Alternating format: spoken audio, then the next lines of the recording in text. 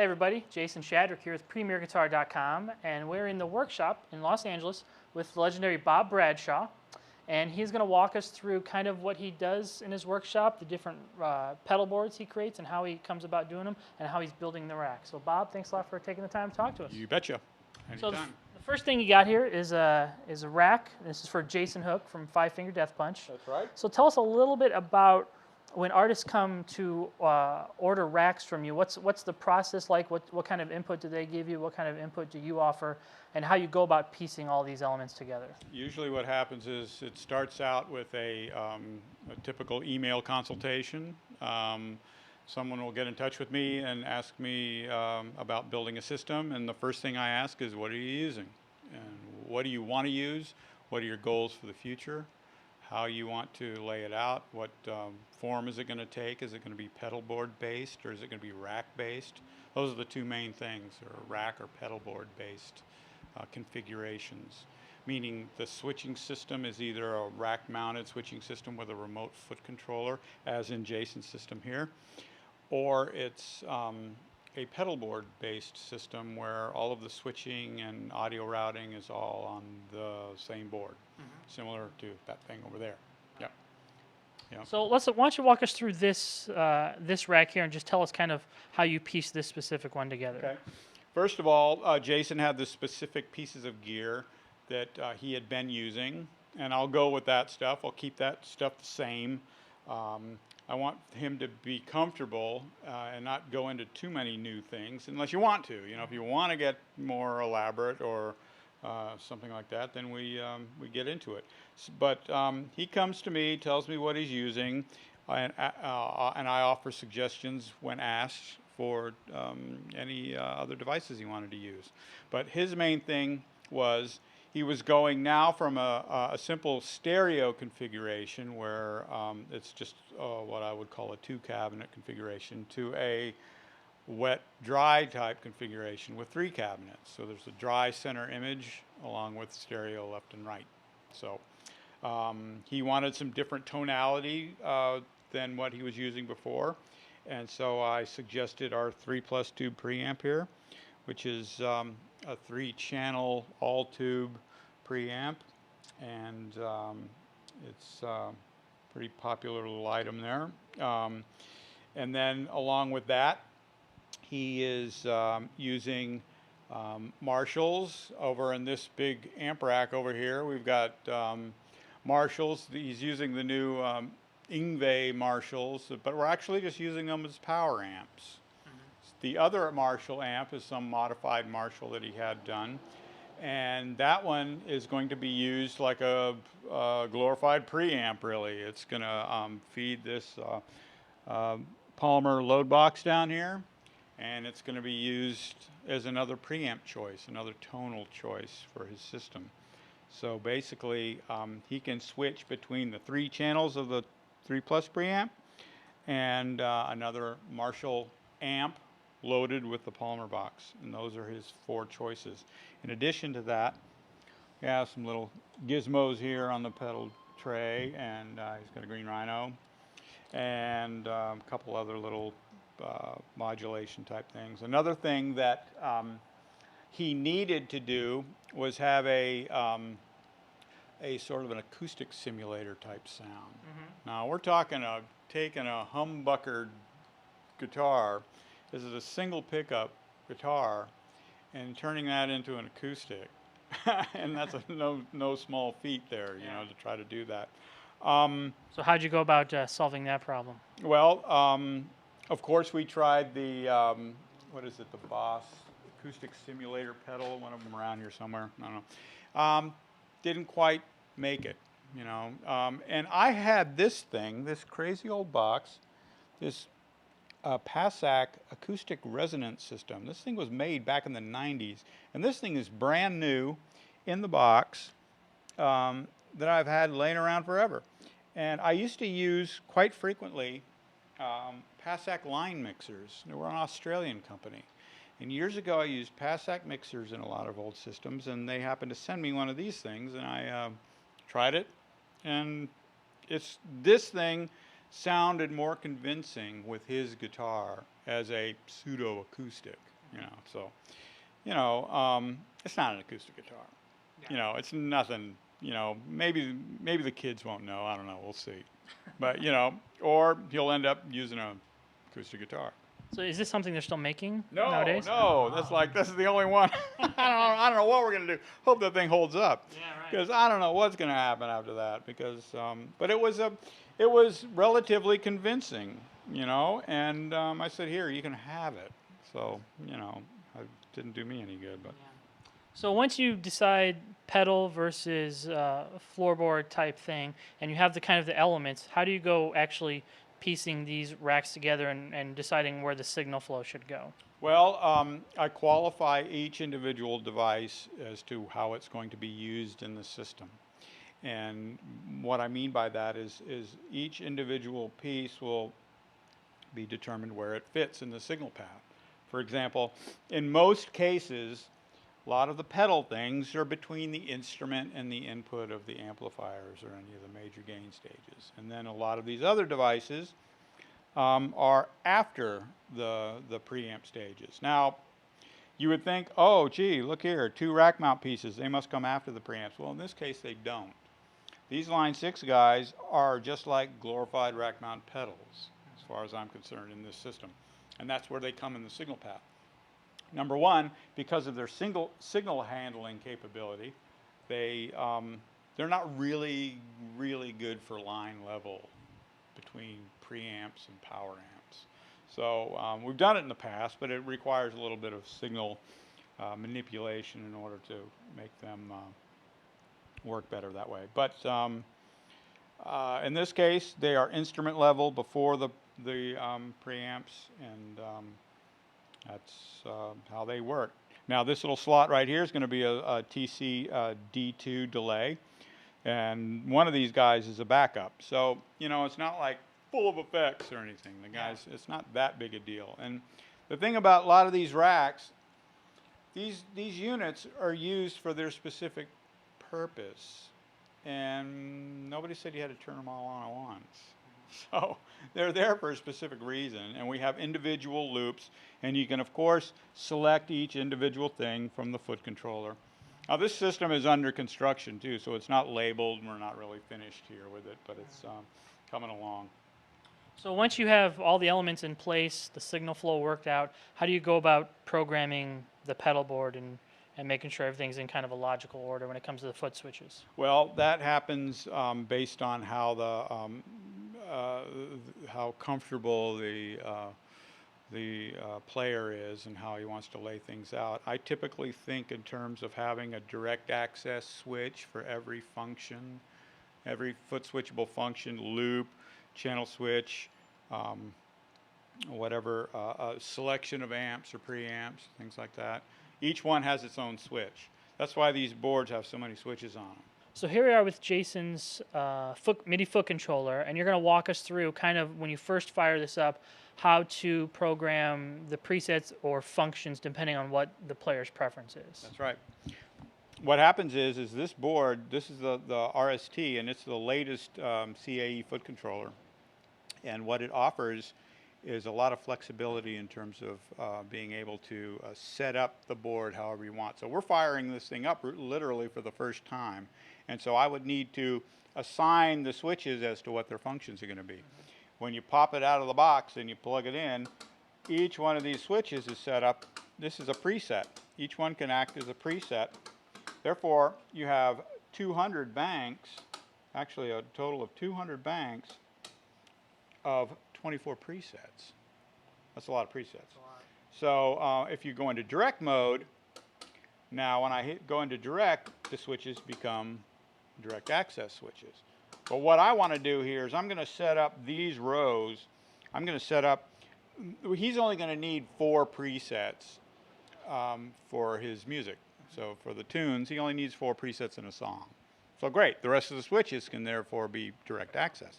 So I'm going to go in here into edit mode, find the page that shows the switch types, and now I'm going to go in here and I'm going to set up most of these switches to be direct access. I'll leave 17 through 20 as presets, and the rest will be direct access. So I'm going to go in here, select the switch I want, press enter.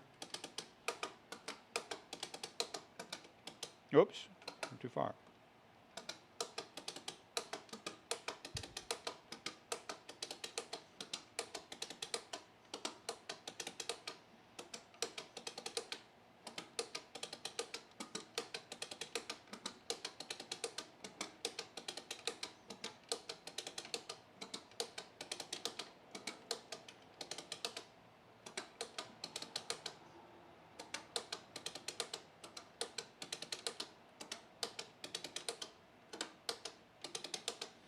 Now I've just set the board up so that all of these switches that are red LEDs will be direct access switches. These 4 will be preset switches. But at the same time, if I go into direct mode, see, these guys are my presets now. These guys are direct access. I just stored a preset just now. So that's my first preset. Next switch. So I got these guys stored. Go back. Remember, that was my first patch. That's my second patch. Next one. There's another And patch. this gives him the functionality, like if he's on this preset and this is a delay and he wants to turn the delay off, he can just hit that and turn that delay off. You betcha. Yep, at any time you can do that. If you want it back to the way you had it, you can either press the preset switch again to bring it back, or press undo. That'll bring it back. If you like that, hit store and you've stored it. You'll see it change. You'll see a C come up in the display showing you that you've edited the patch.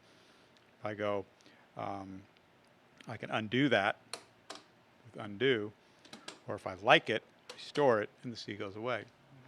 Therefore, you can you set this up however you want. I'm going to go in and look at the switch types here and show you that there are different types. I've picked switch number 1, and I will go and I can look at the different types of switches, and they have different LED colors depending upon what their function is. So when you're on a dark stage, there's no doubt as to what you're doing. Right. Yeah, it's pretty important. So you can interlock groups of switches. You can set them up globally. There's just all kinds of stuff you can do. It's pretty cool. So there's 16 different switch types. So this is pretty much it. Have you ever run into an artist who's looking for a certain switching function that has either led to a feature in this current one or something that you're just like, wow, I'm not sure if we can do that? Yeah, no, that comes up. Absolutely, yeah. I mean, this is an open-ended thing, too. It's pretty new. It's only been out for a couple of years, and really I'm just getting started with it. And we're still developing the software now. So it does ship with a pretty comprehensive feature set, but there's more stuff coming all the time. There's all kinds of things that we have planned for it. So pretty excited about it, because I mean the granddaddy, the RS10, which kind of started it all, or was pretty integral into the what I do. That foot controller, that guy right there. This one was the granddaddy. We made those things for years. I only stopped making them because these came about. So it offers the same functionality. So you look at it, you go, wow, this looks similar. The nice thing about this, of course, is everybody wanted a character display. So that was a big thing. So they can name their presets so they can... Yeah, so you have goofy names and things like that, Stuff. Yeah. And it's menu driven too. So all of the editing and programming is nice because it's not as cryptic as the RS10 with just a small 3-character display. Yeah. So this one's a little more, it tells you, it prompts you, for different functions and things. It's nice that way. So. Well, let's walk over and look at a pedalboard in process to see kind of the other side of the coin. All right, Bob, so here we have a pedalboard in process. Yep. And the artist gave you a list of what pedals he needs. And like you said, just like with the racks, you consult to figure out what's going to be the best. So tell us a little bit about this particular pedalboard and kind of the different advantages of laying out, combining pedals on the floor along with a MIDI foot controller. This system kind of gives you the best of all possible worlds in terms of programmability, the beauty of a clean signal path, wherein each of these devices are in their own loops. Control over them, devices that are MIDI controlled, such as Strymons, you know, and the Line 6 boxes. These things I love. These are great little one at a time thingies. These are awesome. They're programmable. Therefore, the foot controller can control them just like all the bigger rack mount pieces, okay? So this particular guy,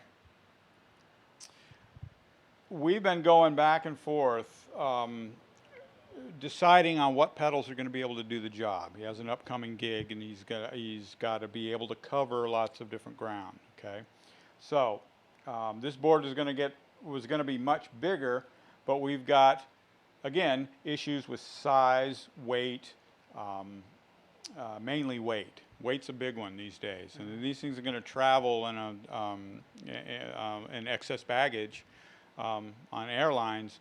You got to tighten these things up. They got to be as small as possible, but he's got a certain amount of stuff he needs.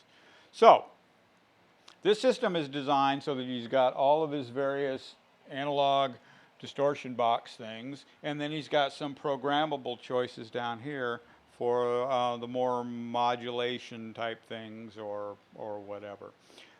It's all controlled by this guy, which is a pedalboard switching system. This is a custom built piece that I do, and it offers many loops. You've got plenty of loops on here, or quite a few loops, either mono or stereo, depending upon what configuration we need, MIDI controlled. And we have switchable outputs on the front panel as well. Now this system can be used in a variety of configurations, wherein you have some devices in the effects loop of amps if you have them. If you don't have if you're not using amps with effects loops, you can go totally front end. Just imagine it is a matter of patching in and how you patch into the system in order to accommodate those things. Now, when you meant custom, is this what you have here? Is this a standard model? Or is this something that changes as far as the number of inputs and outputs from pedalboard to pedalboard? It changes. Okay. It always changes. That's what we do here. These are custom built pieces depending upon what's required by the individual. So one system may have a bunch of plugged holes here. Others are full, and this thing happens to be full. In this particular case, we also have, switchable outputs with phase and ground lift switches on each output, so that depending upon what amplifiers you're using, you can make sure everything's working in phase and stuff. So in this particular rig, we're not using all of these loops, because in the future, when this guy's done with his gig, we're going to end up taking this board off of here along with these two foot pedals and probably these two guys here. This little section is going to come off and go on its own board, and then we're going to fill this up with more pedals that are still controlled by this. And that way you've got two pedal boards. If you've got room on stage, you can have them side by side. If you don't have enough room, you take the audio routing board, which this will be, and you put it at the back line with the amps. And you can keep it off stage. And then you just have in front of you this, like a traditional pedal board, or I should say, like a traditional, rack type system where you would have this, and instead of rack mounted stuff, you got pedals on a board. The way I look at it these days, and the way I have to look at it these days, is if they're pedals and all pedals, why rack them? If you don't have any other rack mount pieces, there's no reason really to rack mount the stuff if there's nothing else that's rack mountable. I mean, or even so, if you do have some stuff that's rack mountable, maybe it's in just a little 2-space rack or something, or you carry some little thing or some little small rack mounted thing, but let the pedals be on a board. And that way you can package this thing. They're all laid out in front of you. You can get to them. You can still activate things. Stuff like this. This guy's got 2 foot switches. This guy's got 2 foot switches. Now we put this whole thing in a loop, but there's still another function here. What do you do with it? I mean, if it was in a rack, you wouldn't be able to access it. So keeping it on a board, at least, if you've got the room, it all depends upon whether or not you have the room. Here's another one. You got a slow fast thing. The cool thing about these are great. There's remote control. So you can control the fast-slow, which is important, which we were going to do in this system. But, you know, these guys over here, you know, sure, they're programmable, and you'll set up your delay times and things per preset, perhaps, but you could still jump over here to, you know, tap tempos and things. These guys have tap tempos too. You still have access to them on the board, so it's pretty handy that way. So you've been designing pedal boards and racks for a long time. Are there trends that you've noticed, say in the last 10 years, among players seem to keep asking the same thing that's different than what you've come across in your career? Yeah, it's come back to pedals in a lot of ways because they're great because it's a self-contained little thing. You know, that everybody's making. There's tons of people out there making all kinds of different things, so it's wide open in terms of the choice you have and sounds and everything, and it's great. So yeah, when I first started, there wasn't that many rack-mounted pieces. The rack-mounted pieces that I was working with were studio pieces, even-tied harmonizers, or, you know, there wasn't hardly any. I'm dating myself here big time.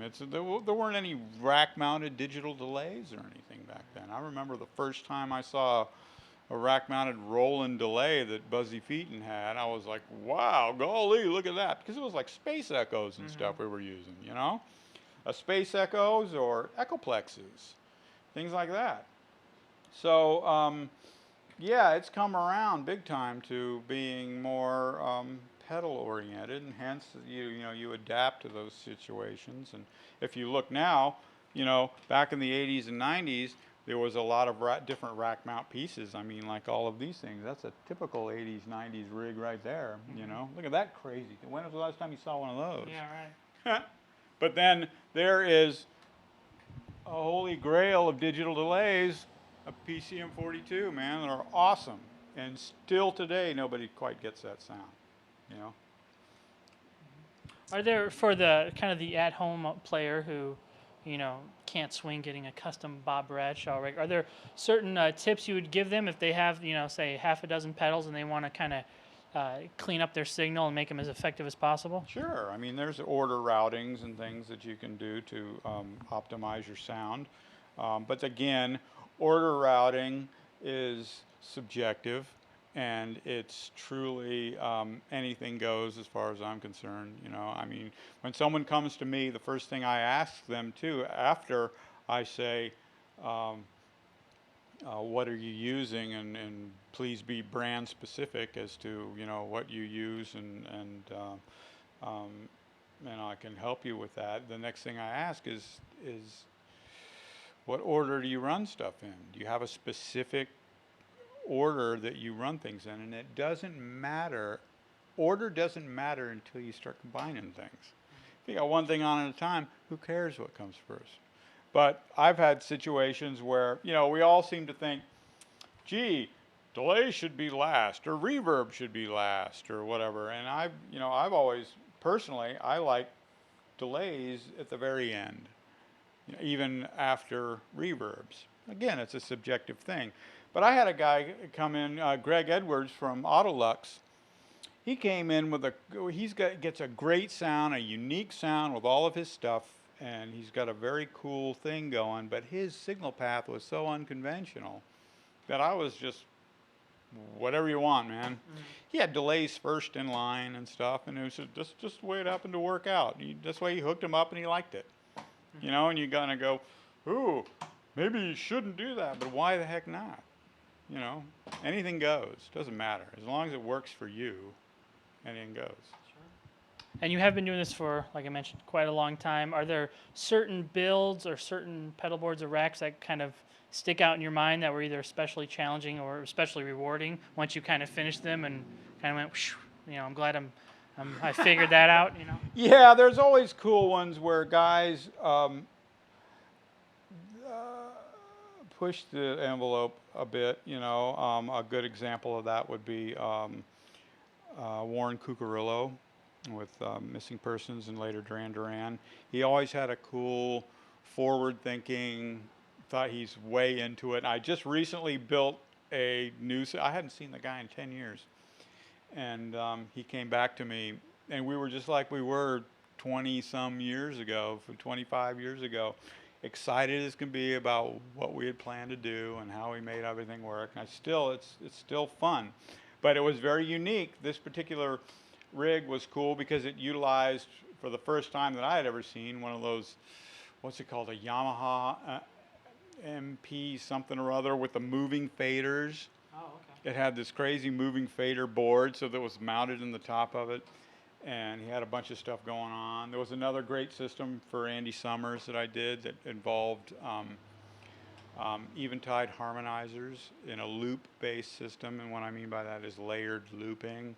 And this was before there was anything like the cool Roland loopers and stuff that are out there now, or the Echoplex, the Gibson Echoplex thing that's out. That's a standard for the looping guys. There was no Ableton back then or anything for doing that kind of stuff.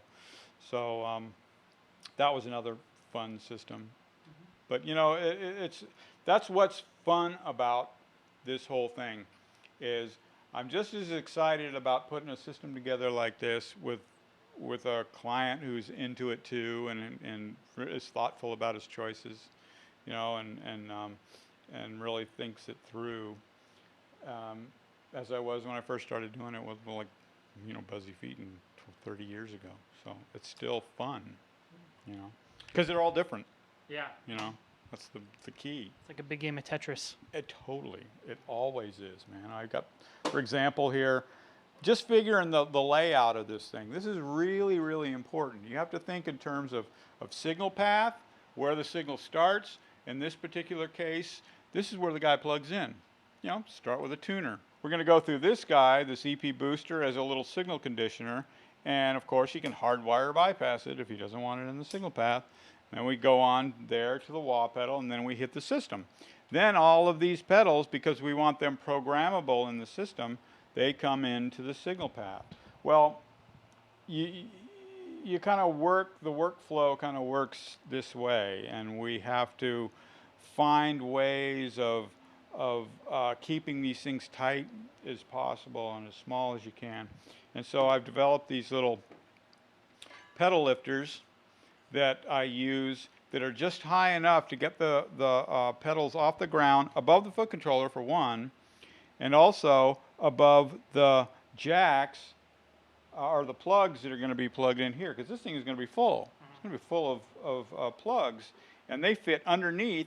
And that way I can get these things as close as possible. See, I like to work on a flat surface board. I don't do systems where stuff's underneath, and the other people like to do that. That's fine, but this is just my approach. So I've kind of raised things up, and I can get and see everything as much as possible. Down at this end, I will have power supplies. There's another nice, cool new power supply out, the Decibel 11s. These are really cool. Or I will use my Dunlop power supplies, depending upon what's required. I'll use whatever the client has. In my particular case, I have a power supply with Dunlop that we use that covers a lot of different voltages and power requirements for a lot of these things. In this particular case, other things tended to work out better. So, and then everything ends up getting patched through this thing, and that's the central location of everything. And you would still program this the same way you would as a rack with presets and direct function sometimes? Absolutely. It would all totally work the same. In fact, it could be this big. It could even be this big. So I make different sizes of this thing. This is just an expanded version, you see. This one could be here in this place, giving more room for pedals if I expanded the size of this thing. And now this thing, you say, oh, well, it doesn't have as many switches on it. Well, this can still control up to 16 switchable functions. There's another layer of control, independent of having, physical switches for everything. So yeah, this is really a typical size for a pedal board based switching system. So even though you are using fewer switches, you still can control a lot of things. You can control the same size rig, actually. All right, Bob, so why don't you take us around and show us some other parts of the shop? Well, let's go have a look. Come on. So, Bob, here we are in your kind of studio sound room where you kind of test maybe a lot of the final products when it comes. And here we have your own kind of personal board / canvas that you kind of test a lot of things out on, huh? Yep, that's kind of what I do. I'll put together a system based on, I don't know, a pile of pedals that I have or something that I'm excited about at any given time, and I'll go, okay, let's see how these things work together. So these things end up, I try different things and I apply them to, other people's systems because it's always a work in progress. Everybody's system, I'm not a guitar player per se. I'm not going to use the gear that I'm building. It comes in, I build this system, I pat it on the behind and send it out the door into the world, and then it's gone. So I'll do things on my little personal little boards. I'll plunk around and try different things, and this is one of them here. And I work within limitations sometimes. I'll say, okay, this board's going to be this big. This is an old board I've got laying around. Let me see what I can fit on there, see what fits, and see what sounds right. So. And do these kind of experiments that you ever lead across some discoveries that you end up utilizing in client builds? Absolutely, yes. This thing is chock full of innovations. This little router here can do all kinds of crazy things that I don't normally offer up to people because I'm just not ready to. Like what? Oh, just audio routings, series parallel routings, and things like that. You can do, you can program it to do those kind of things. But because typically my systems work from a fixed signal path. When someone comes to me and asks me to build a system for them, we will determine what the signal path will be based on the pieces of gear that he wants to use. Therefore, it's fixed. You can turn things on and off within that signal path, but I don't do order routing. Never have, never care to. I don't think it's personally the complexity involved in that and the compromises that I think have to be made are just too much for my head. I don't want to do it. I want a fixed, and I think most people would agree, there's a certain order that you can live with, and you go from there. But I don't need to have everything configurable and this comes before this comes after this, and at the push of a button. It's just too much. Yeah. So I go with a fixed signal path, and then that's how it ends up working. And hopefully I can accommodate whatever sounds you need. But this board, for example, here I've got different things going on. This is actually running in a mode. The foot controller. We didn't really talk about this, but this particular foot controller, even though even with its small size, controls individually all of these pieces, so it can easily do that. And in this particular mode, there are no presets.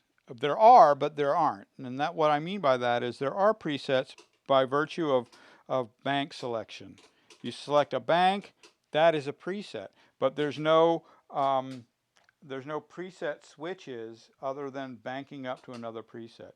So if you're running all of the switches are direct access all the time.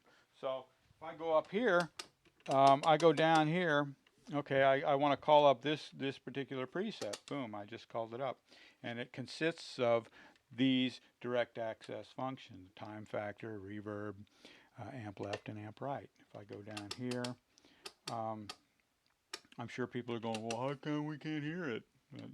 But that's the way it goes. Time factor, reverb, amp left, amp right in this particular case. And it's using I'm modulating the wetness of the delay, with this pedal in this preset. I go down here to another preset, select that, and now the pedal is acting as a volume pedal.